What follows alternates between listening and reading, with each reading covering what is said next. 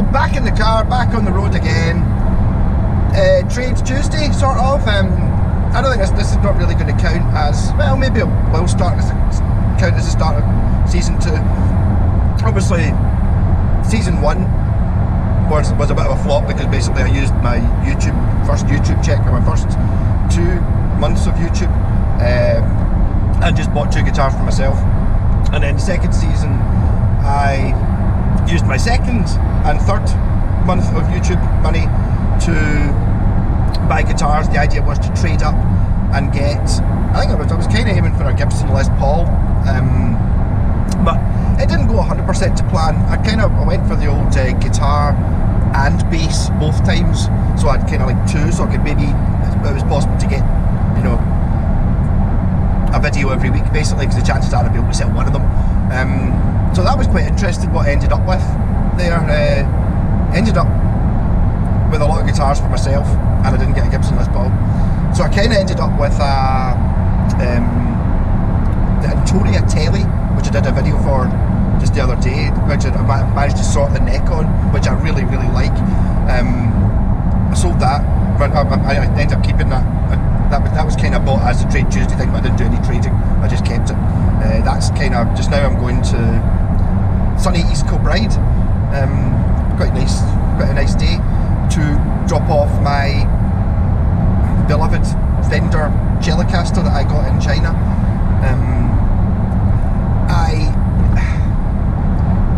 One of my pals really wanted it, and it's like, I will be going back to China, so I can probably buy another one. Hopefully, be gutted if I can't. It's the one with it's white with a sort of pearloid on a sort of rainbow coloured binding. Really amazing little telly. But in my justification of things, the reason I decided to keep that was because that was my only true telly, because it's got the 2 single coil Telecaster pickups, whereas all the other tellies I've got have all got humbuckers, or there's something that makes them not a proper telly, in my mind. Really, I mean, okay, the Schecter one, there's two humbuckers, doesn't have a scratch plate, is a telly. I can't even remember what the other tellies are, a few of them. The Washburn Tour 24 doesn't count because it's got humbuckers and a Floyd Rose. I'm sure at one point I had like 11 tellies. I don't know, I think I've got rid of a couple of them now, not so bad. I sold the Teleacoustic as well. So I did probably actually about a year ago when the first lockdown started, I did a Telly Tuesday thing. And I think I managed to get it to last for 10 or 11 weeks. I've got a Telly bass. Anyway, so I ended up the Trade Tuesday season 1. I started off with a vintage bass that I got in Alloa. I can't remember whether it was a P bass or a jazz bass, but that was good. And the other one I started with was, I can't remember. I bought, was it a Yamaha Pacifica? I bought a Yamaha Pacifica. What is now, just last week or a couple of weeks ago, I turned it into the Van Halen Iron Brew guitar. It's an Encore Strat, and Gould, like a Washburn, an Eddie Van Halen shaped PV Wolfgang type. Wolfgang was the word I was looking for, not Washburn. Thing that I've buckified as well, so I've got like a Bucky Van Halen. Nobody's seen that yet.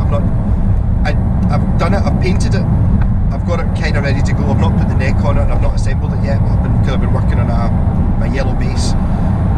So they're kind of still in the trade thing, but so basically with them I bought a Yamaha Pacifica, and it was quite a nice one. It's like a dark green one. It was dirty. I put new strings on it, I set it up. I don't think I did very well. I think I maybe added a coil split switch or something like that. And I swapped that for Line 6 Variacs, and this is when I cheated a little bit by swapping the Line 6 Variacs for my Yamaha RGX E2, which is the white sort of spaceshipy one, which I wasn't really that good. Actually, I saw one for sale. Someone tagged me in a post just last week. Someone was selling one for 500 quid. I didn't sell it for that. I traded it with myself for the Line 6 Variax, and then so I ended up keeping the Line 6 Variax, yeah, and then I swapped the RGX for a Fender Photo Flame Strat, the one with all the chips and stuff in it. So that was me got myself a Fender Strat, and it's like, I really like having the Fender Strat. It's a really nice guitar, a Japanese one. It's really nice. I kind of wanted that just to be a bit of a, I'm going to swear anyway, be a bit of a dick about it, basically, so that I can have on my wall, I keep pointing them out, and I revel very much in having the boring corner, which is my Gibson SG and the Fender Strat being the sort of boring guitars that I can use for demoing pedals and stuff, rather than doing it with obscure things that are more my taste. But I do still like the Fender Strat, I do still love the Gibson SG. So that was one side of it. And the other side, so I started off with a vintage P-Bass. It was a P-Bass. I swapped that with a dude for another vintage. It was a vintage Les Paul, which needed work done on it. The electrics were missing. I think they were missing, and it needed some fretwork and stuff like that. So I basically made that good. That was a really nice Les Paul. It was like an awesome Les Paul. And then I swapped that with one of my pals, and I'm in a band called Cranking House where I play the guitar, and the drummer and the bass player, the drummer and the singer in that band. Before I joined, it was a Led Zeppelin tribute band, and then when I joined, they said, "Oh, we're going to think of doing the Led Zeppelin tribute band again thing as well. Do you want to play the guitar?" And I said, "Nah, I don't like Led Zeppelin enough to be able to, the tribute thing. I'm in the Sabbath tribute band, and I love Sabbath playing the bass. That's great, but I didn't really fancy doing the Zeppelin thing." So this is like 2 years ago, and then it turned out that they got a guitarist, one of their pals, John Carter, lovely guy. He joined playing the guitar, and then I got asked if I wanted to join the bass, play the bass. And it was like, I'm sorry. It's like, so I basically didn't join that. I got offered to join that band twice, and said no both times. But John Carter, who I have met before, swapped. Wanted obviously a Les Paul for the Led Zeppelin thing, and he swapped me a Yamaha SG, and I've kind of always wanted a Yamaha SG, so that's what I ended up with. My trade Tuesday I ended up getting a Yamaha SG and a Fender Strat. So this time I swapped. This is months ago. I got rid of my Westtone Dynasty, which was a very nice guitar, a really crazy sort of like a flying V with lots of angles on it, which I really liked the look of, but never really. I never really liked it. Some guitars you just kind of go, it's just not for me. It just didn't, something about it. But my pal Scott, every time he saw it in the corner, he was just like, "Oh, sell me that, sell me that," because I think he said that he used to have, I think he used to use a poster on his wall that had it on it when he was a kid, or they used to sell them in a shop in Glasgow, and he used to drool over them when he was back in the days when everyone used to just go and hang about guitar shops before internet and all these things. So eventually I caved in and I swapped it for, I can't remember, something, and a vintage SG. So the vintage SG I'm going to go and pick up just now when I'm in East Kilbride. He lives 10 minutes away from this guy that I'm selling the telly to. So does that still count in the trade thing? Don't know. But so anyway, I'm out and about, I'm back on the road. It's fun. Did a live stream last night, really enjoyed doing it. This will be going out tomorrow though, because I did a video this morning just before I left, which hopefully went up okay. Scheduled. Sat nav is deciding not to work today at all, so that'll be fun. So I've got to try and navigate the 60s brutalism of East Kilbride without a map. That'll be fun. Yeah, so I did a video on my Malco Firebird yesterday, which you might have already seen. Yeah, so that was it. So I managed to talk for 10 minutes without saying anything constructive whatsoever. I could show you the scenery of East Kilbride, but in fact I might leave the video on. I always say I'm going to leave the video on and edit it, but I never end up editing it because I never stop talking long enough. put a break in. But I'm only 5 minutes away from East Kilbride. They've got some, East Kilbride's a new town, so it's kind of got lots of 60s pure crazy architecture. This guy who I'm going to drop the guitar off, David, was sending me pictures a couple of weeks ago, sitting up on the bucky, sending photos of, I think it was the school, either the school I used to go to or the school that got knocked down, and this thing just looked like a spaceship. You know, the 60s thing where you put the big modern buildings, and it really was the most amazing looking building. It looked straight out of, have you ever seen when they go to Star Trek Academy? No, Starfleet Academy in Star Trek, that basically, you know, building of the future. You can just imagine there being, you know, like lanes of flying cars above it. It really did look fantastic. I think they knocked it down and put up a boring normal thing now.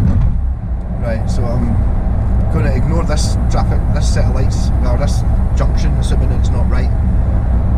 From memory, looking at Google Maps, instead of going to the first roundabout and turning right that I do to go to Scott's house, I'm going to go over that roundabout and then turn right at the next one, and then I will, cleverly I took a photo with my phone of, we've still got, nah, I really need to get a sat nav that isn't a TomTom 1, I think, if there is a TomTom 1, the very, very first ever sat nav.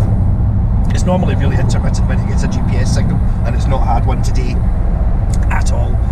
So I don't know. Yeah, we're still says East Kilbride.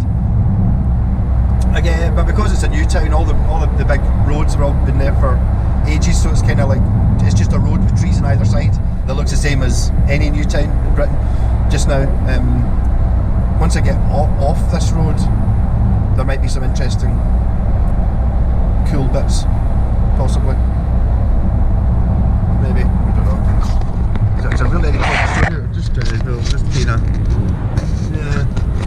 So I mean, there's not really much to see. Houses, church.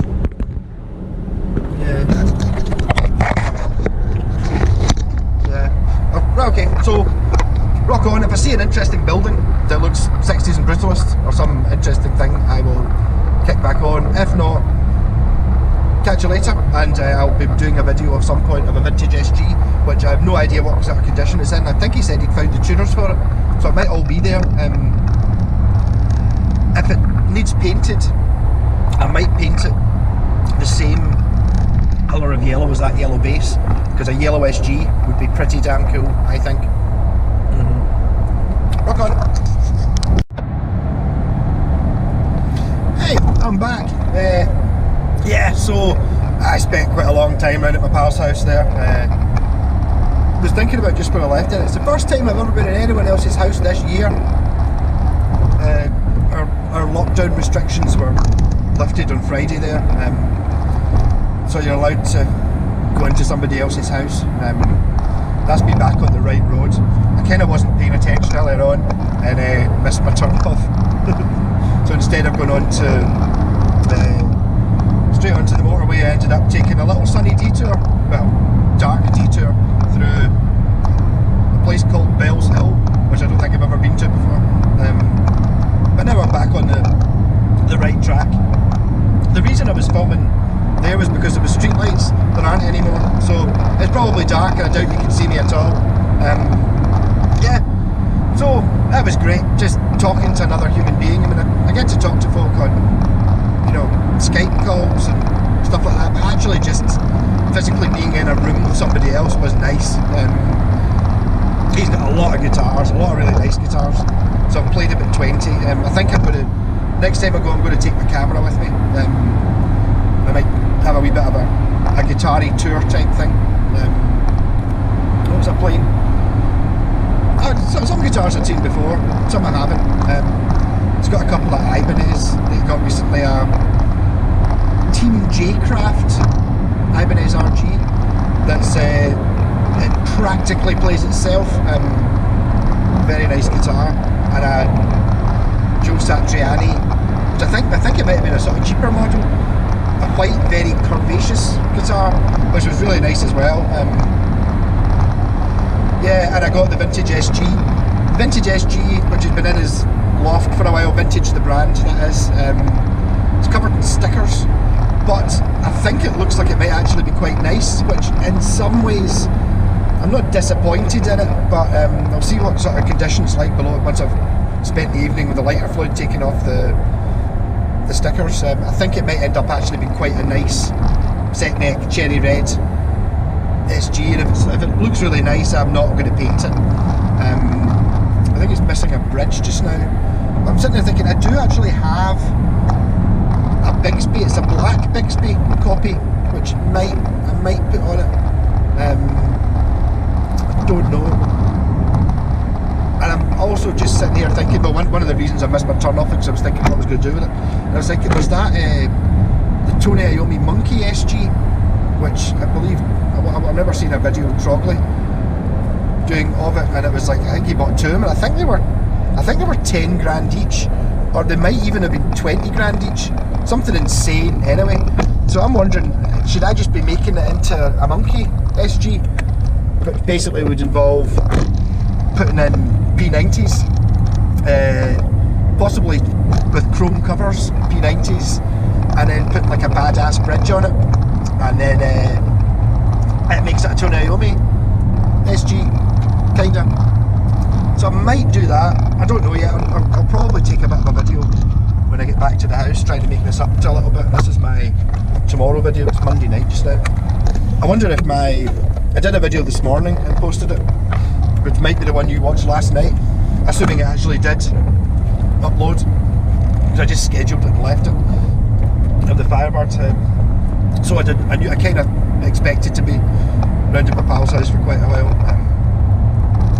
It's really funny, he showed me videos of, what was the bass player's name again? Stu Ham, who I've heard the name, but apparently he's got like a Yamaha signature bass, so that's kind of where I know him from.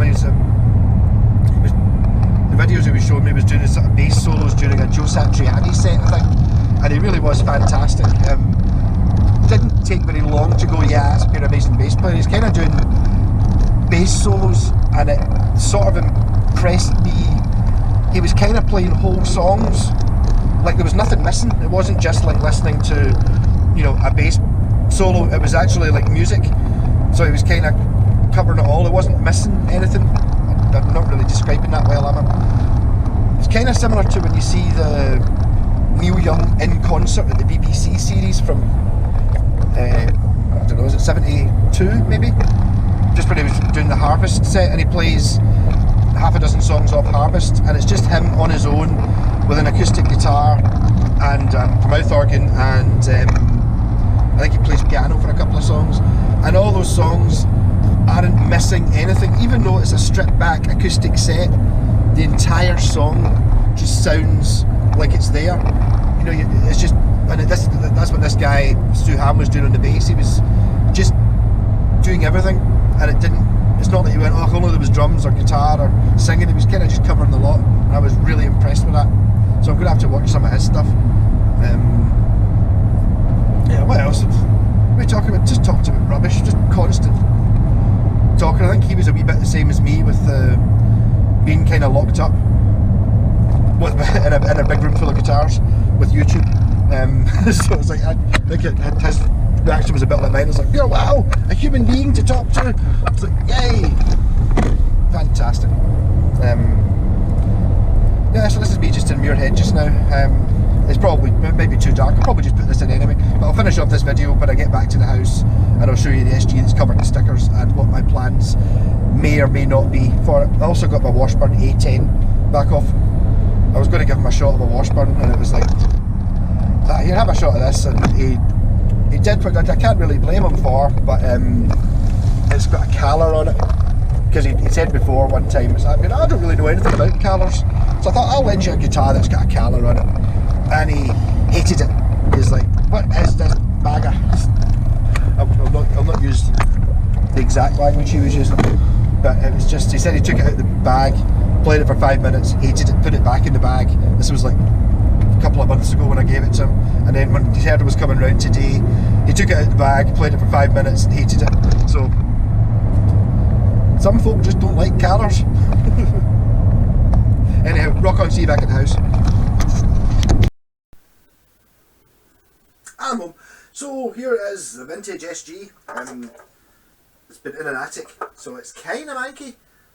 It's yeah, so it'll be getting cleaned. I do think it is looking, I think it will clean up quite nicely. I was just looking at the Tony Iommi Monkey SG. It's only 34 grand for the two of them.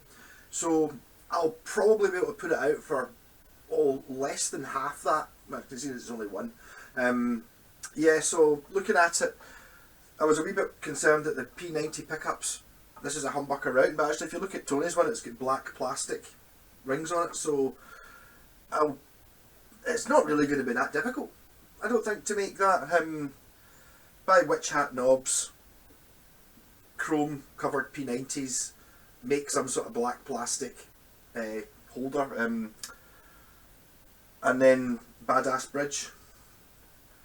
Sorted. It's not technically going to be, I mean, it says vintage on the headstock for a start, and I'm pretty sure I saw that monkey sticker for sale somewhere, and I think you can buy it. I think it's about £5, but I might just not bother putting that on. And somebody who, if they really wanted to be a totally Tony Iommi one, they can buy the monkey sticker for a £5 and stick it on themselves. Yeah.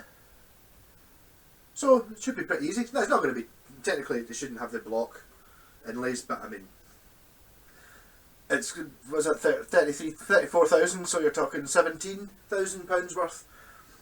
Yeah, so I think you can probably, it's not going to be £17,000 for this. So you can probably just put up with the block markers. Rock on, catch you later.